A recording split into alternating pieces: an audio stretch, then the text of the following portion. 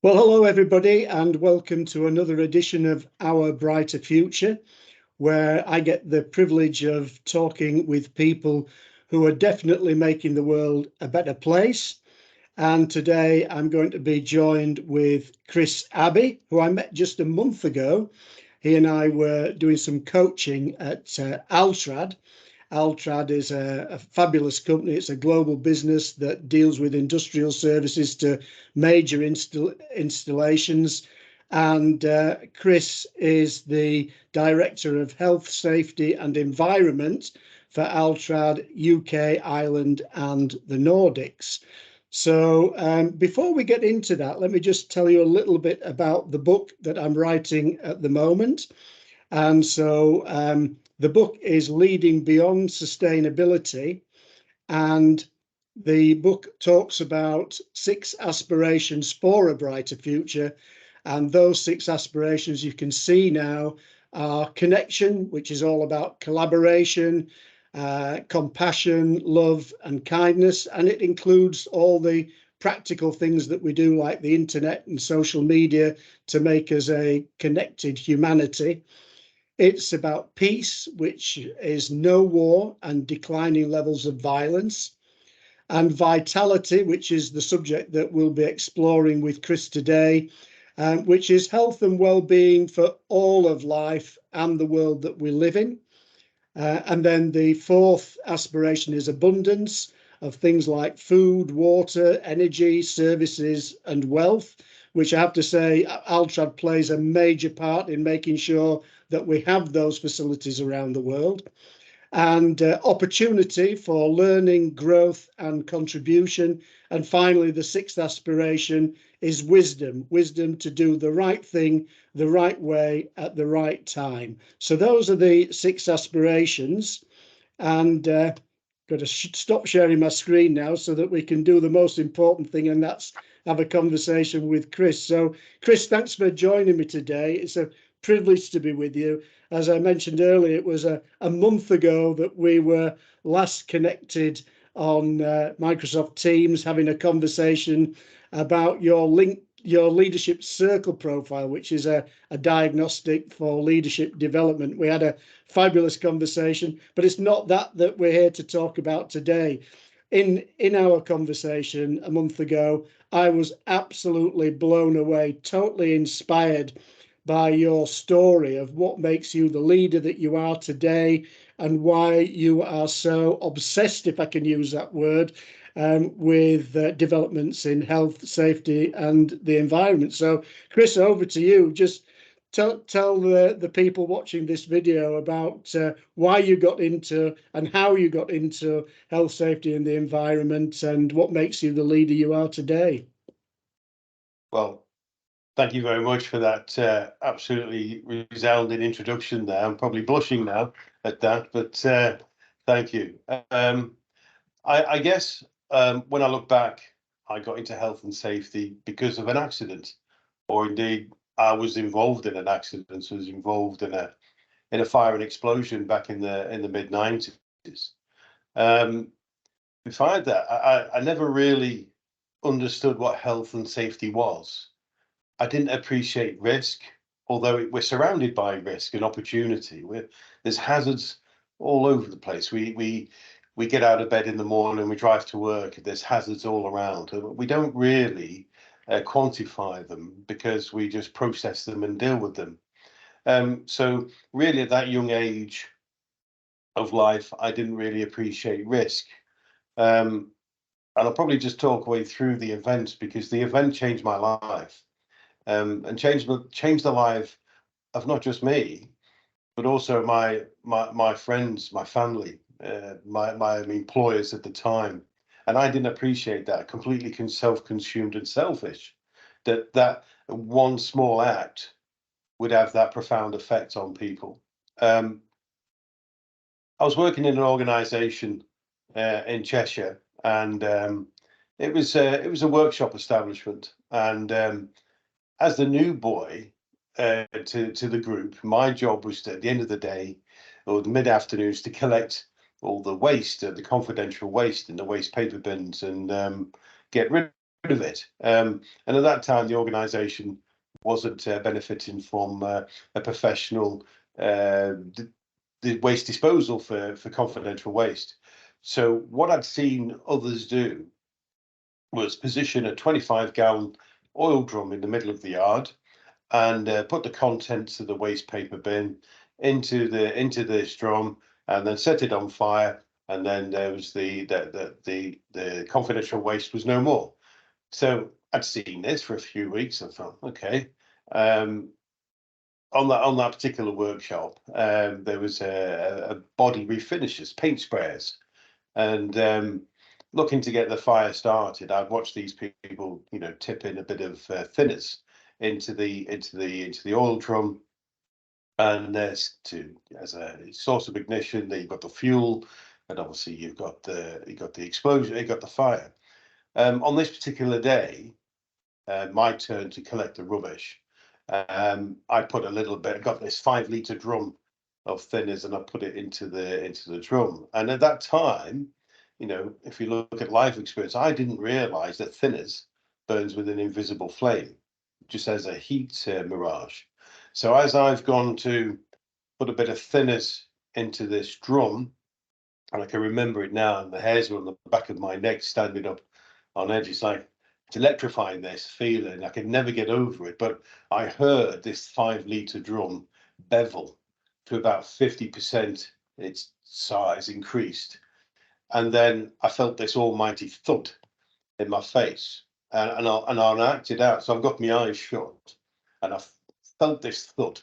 And a really bizarre thing. And I've got my eyes shut now because it's almost, I can feel it. And I'm trying to find I'm trying to feel my teeth, and I'm thinking, you lucky bastard, you lucky bugger, because I knew what I've done wrong. I knew it was my fault at that time, and I realised, oh, okay, you've lost your teeth. It's all right. Well, I can have implants. I can have false teeth. Hey, it's not the end of the world. And then at that point, I've tried to open my eyes, and most bizarre thing, I couldn't open my eyes.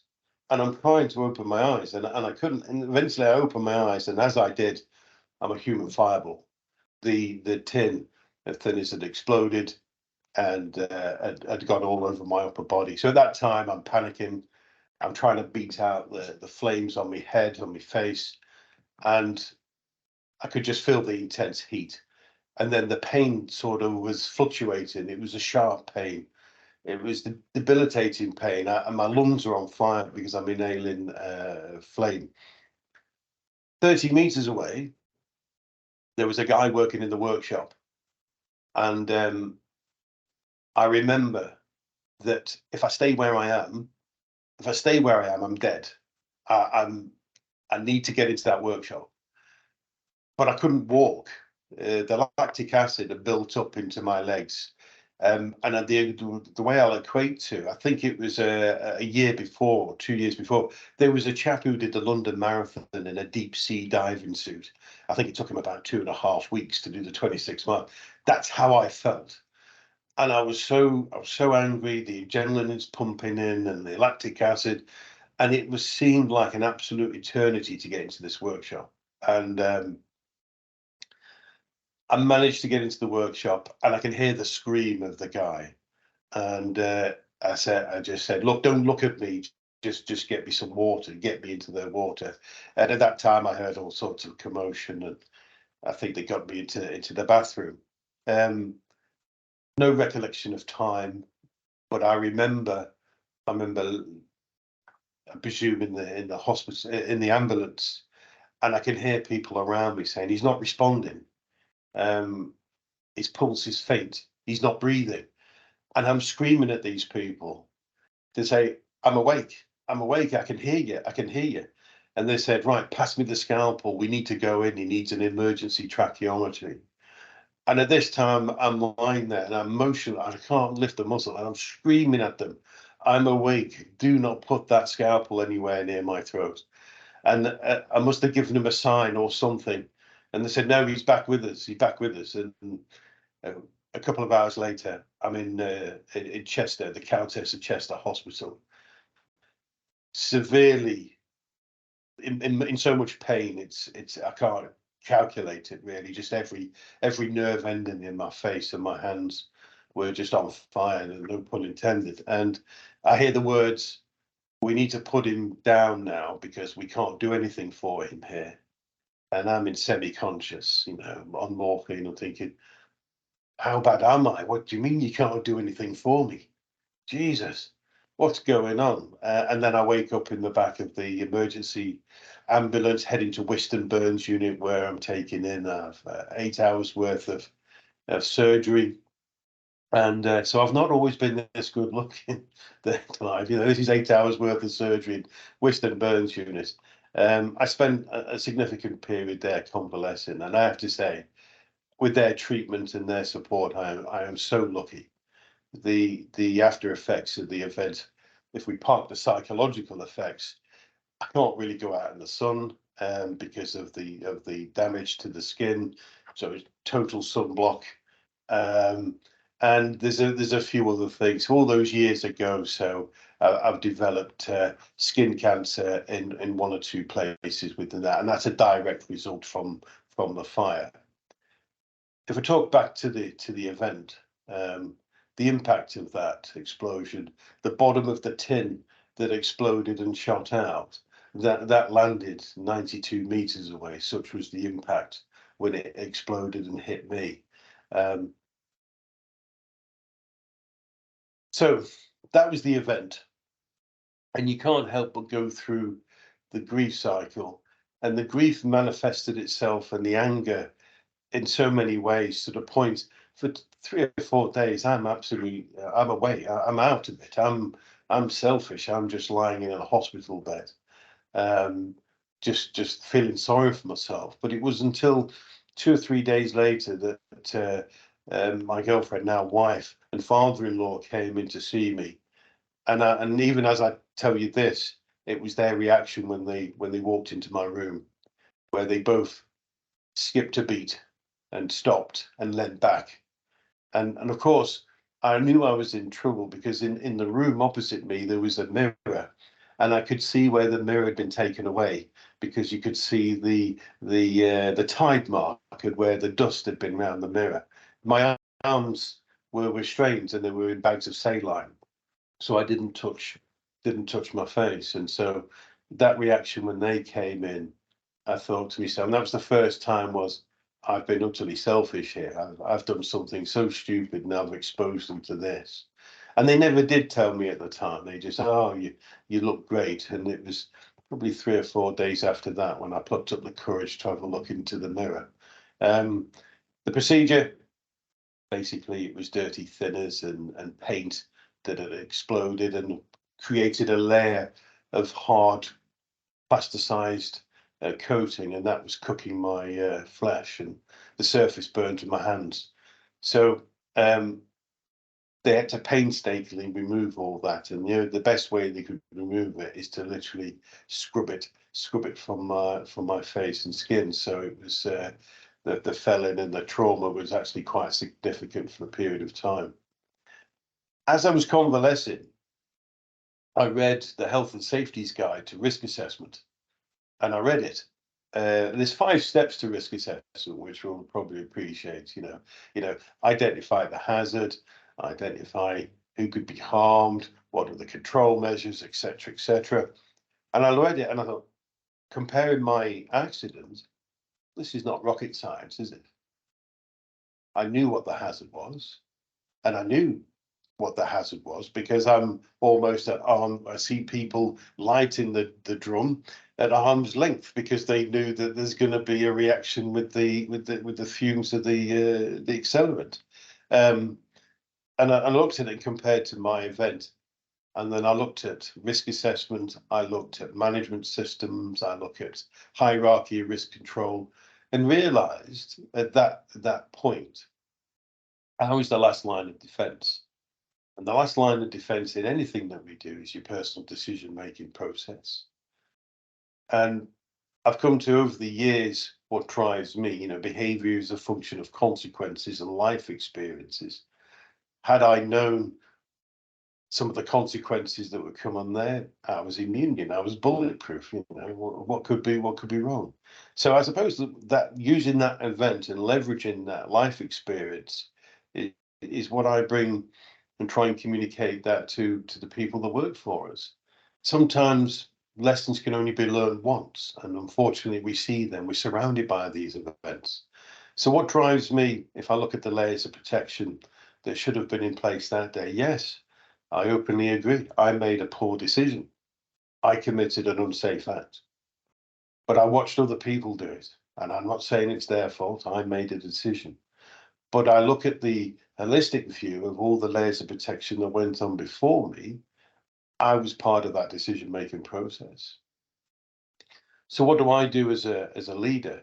Is I try and create a toolkit and systems, safe systems of work, initiatives and programs to allow people from the benefit of poor experience. This is what could happen. This is highly likely that it could happen if you carry on doing this. We work in hazardous environments all around the world, and there's some really, really tier one environments of which we have to have that control. We manage high risk. One of the things that I was just talking to the organization last week, we manage high risk exemplary role. As humans, we do. When we come to something that's unfamiliar to us, we're almost like a meerkat looking round, up, down, left, right. What could go wrong? How could that impact me? And we manage that exemplary really well. But what catches us out? Burning rubbish in a burning bin, relatively high frequency, low perceived risk activity. There's what catches us out. And that's my mission really, is to impart that knowledge and experience to others so they don't have to go through the pain that I had to, or also the pain that I inflicted on my friends and families. Because that day, it wasn't just me that sustained some physical and some psychological harm. My friends, my family, my work colleagues, and anybody that was known to me all shared that life experience at that day.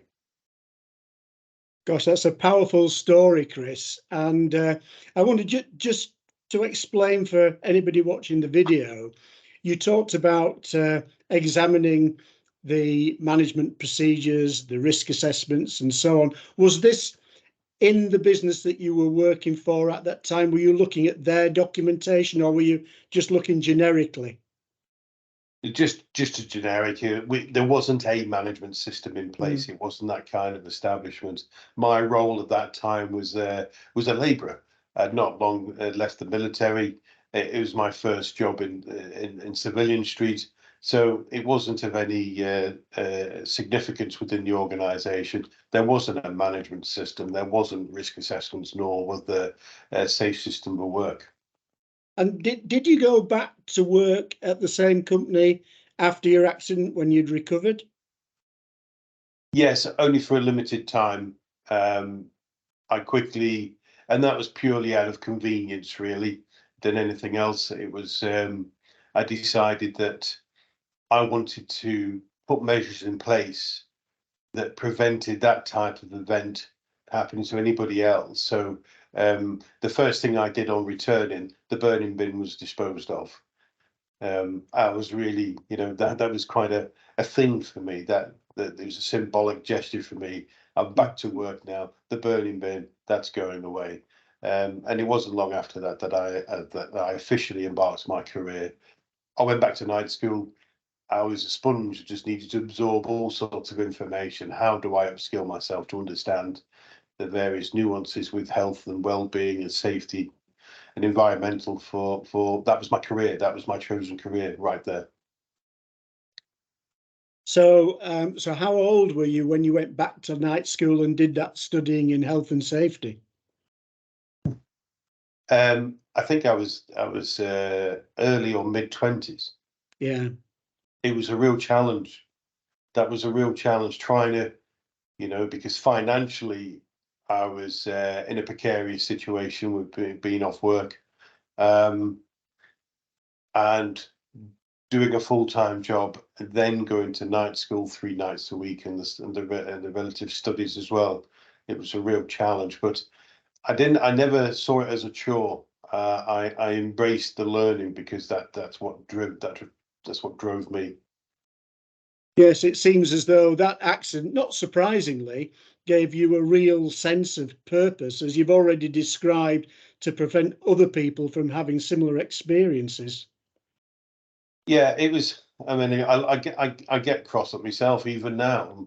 You know, I'm 48, and it happened such a long time ago. Yeah, it was yesterday, and I still get frustrated at myself because I'm not that person, or don't relate myself to that person that made that poor choice. But it was just such a. We talk about events in the workplace of being foreseeable and preventable. I have this thing that Ray Charles could have seen that event happening, and yet I chose to still carry on with it. Yeah, wow. So tell me about the first job that you actually got as a health and safety professional. Yeah, it was working for a national waste management company where the culture was really quite challenging. It's a very macho environment, you know. If you imagine individuals lone working in their trucks, emptying 1,100 litre wheelie bins that they can sometimes weigh 300-400 kilograms on their own, middle of the night with having to contend with over exuberant party goers coming out from the pubs and clubs to homeless people taking shelter. And the culture was really just crack on and get on with it. But the business was plagued with events, and particularly major events with lost time injury. And I suppose, and I've taken this sort of view as all through my career, is that I can't direct safety from my desk. So I spent a bit of time on the night shift to understand the challenges of the individuals. So yeah, started doing as the health and safety rep locally at one of the depots, and then seized an opportunity where actually you've got some skills there, Chris, and you've got a mindset. So it was supporting from a health and safety point of view, looking at hazards and near misses that had been reported, working through them and looking at some workable solutions. So did that through a regional basis, and I have to say for that region at that time, we made a massive improvement on the proactive nature of the culture. One of the things that strikes me in this conversation, Chris, is teamwork. And I was first thinking about teamwork when you were describing what went on in the hospital, because, of course, when we're thinking about vitality, which is the name of that I've given to the aspiration that encompasses health, well-being, including of the environment and the planet. But there are so many people that do so many different things. In my book, I tell the story even of a company that provides ventilation systems in hospitals. And even they, who you wouldn't necessarily think as being part of that health and safety team, are absolutely critical to ensuring the well-being of people that go into hospital. And you've described the teamwork that there was in the hospital of the ambulance people, the paramedics, the doctors, the nurses. There was a whole system of people, all professionals in their own right, and all coming at it from slightly different perspectives. And so that's obvious and kind of a given, but I also would like to know a little bit more about your current role at Altrad, because I know that you do one part of the health, safety and environmental job, and I know you have colleagues who do other parts. So how does that all fit together to give the protection that the company and the environment in which it works gets the degree of protection that it does? It starts with senior leadership. You know, I can't take any credit at all for our performance. I'm just a guy that creates an idea and drives. You know, the whole thing on team performance is that of a team, and on a different subject matter. When we talk about culture, culture starts with the very senior leaders of the organization. They're the key influencers within the organization. My job is to promote that idea that we can be a little bit better tomorrow than we are today. So everybody works together and chips in, whether you're the chief executive or you're the janitor sweeping coal ash up off the floor. It is a joined up approach. The nucleus of that effort and that performance is trust. You know, the janitor has to trust the chief executive that he's got his best interests at heart, and the chief executive has to trust the team members at the coalface that they're going to do everything reasonably practicable to keep themselves safe. And that mutual assurance helps drive that performance. Plus, added in keeping us all accountable for our actions. We're not perfect, but we're moving in the right direction of being a learning organization where, you know, anything that we happen within the organization, we take time to reflect on it. We look at it, we analyze it, and we move away from a blame culture to understand how has the system allowed somebody to do that. And there's a subtle difference. Because we're all we're not robots, we're not autonomous, we don't live and work in a vacuum. You know, we have a lot of external factors that will influence our decision-making process on any given day. Take myself, relatively, you know, sound mind of judgment, yet contributed to an event that changed my life. So I look at it, if I can do that and be influenced, then everybody else can. So it's a real team effort to challenge and ask questions. The other thing that interests me, Chris, is the environment. I noticed that today your title includes health, safety, and the environment, and it takes me back a little bit to my own time. As we shared last time we met, I had nine years as a health and safety engineer in the electricity industry, during which time I did a master's degree at Bradford University in risk and reliability, which was encompassed a lot about safety, but also introduced me to the idea of how the environment needs protecting, as well as the lives and well-being of people that are affected by work. Tell me a little bit about how the environment kind of crept in, or how did it become part of what you do, and how does that play out in the work that you do today? So if you consider what my remit is, my remit is to look at three elements. That's the task, the people, and the environment. And that can be exposure reduction to the environment. So if we look at Altrad, a company like Altrad, very, very pleasing to advise, you know, we've set a really robust target to be net zero by 2040. And that's over and above what the government have said, because we're committed that as the largest industrial service provider in the UK, Ireland and Nordics, you know, we've got a responsibility to reduce our impact on the environment. And we do that very, very many different streams of doing that, but we need to get off our reliance on fossil fuels. We realise we can't do that on our own as leaders or managers, but then we solicit the support with everybody in the organisation. Everybody listening to this this podcast now will understand that their lives have been intrinsically linked to reducing their carbon footprint. Just look at your waste bins now.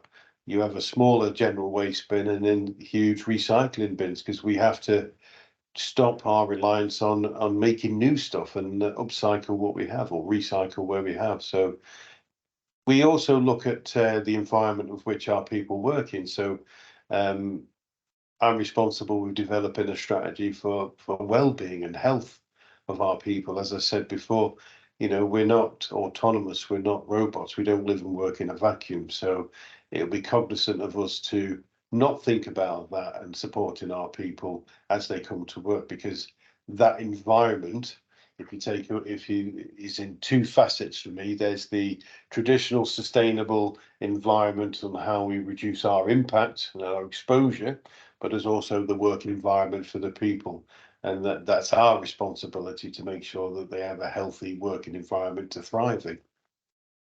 You've spurred another thought in my mind. It's quite dangerous having these conversations, Chris, because the other thing that I'm thinking about is the effect of supply chains on the work that we do, because of course Altrad works for some of the biggest, most powerful organizations on the planet, so you're part of their supply chain, and also you have people who work in turn for Altrad, who are suppliers to you. And one of the things that I talk about in my book, Leading Beyond Sustainability, is my confidence that we are actually heading in to a brighter future, in a helpful direction. And one of the things that I think is making this happen is the effect of supply chains. And I actually mentioned that in the book, that large organizations sign up to all sorts of health, safety, environmental and quality standards. They sign on to things like the United Nations Sustainable Development Goals. And of course, they then pass that requirement on to the supply chain to do the same. Have you noticed changes in recent years of the effect to which contractually organisations have to move in a helpful direction, and that is actually making the world a better place? I'm seeing it more and more, particularly if you consider an organisation like ours. There's not just a moral thing. We're the largest industrial service provider in the country, as I said. So we've got a great opportunity to drive that home. We're seeing it more and more with the capital projects that were basically funds that have been from the public purse. So government are actually setting out mandates that if your value chain, you need to have a net zero plan, a carbon reduction plan, and looking at the multitude of suppliers that we have, that pressure rolls downhill, obviously. But I see that as a good pressure to help our value chain to say, look, if you want us to invest in your business and be part of our procurement, we're building some of the most advanced projects in the country, from nuclear to power and industrial. And if you want to be part of that and associated with that and enjoy the benefits of being part of that value chain, then you need to do your part, and you need to do your part to be more sustainable and to understand.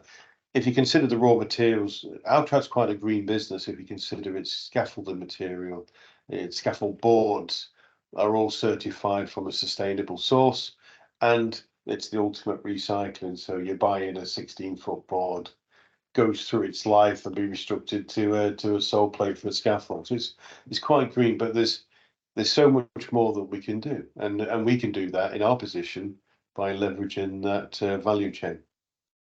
Fantastic. Well, Chris, thank you so much for, first of all, telling your story. I still find it as inspirational as I did a month ago. And I just would hope that other people would be encouraged to work out where their sense of purpose comes from. Fortunately, not everybody has to go through exploding thinners containers in order to get there. But so thank you, first of all, for sharing the story, and thank you also for what you do to make the world a better place. Really do appreciate it. And is there anything that you'd like to say as rounding off that we've not covered in the conversation so far, just by way of final thoughts and comments?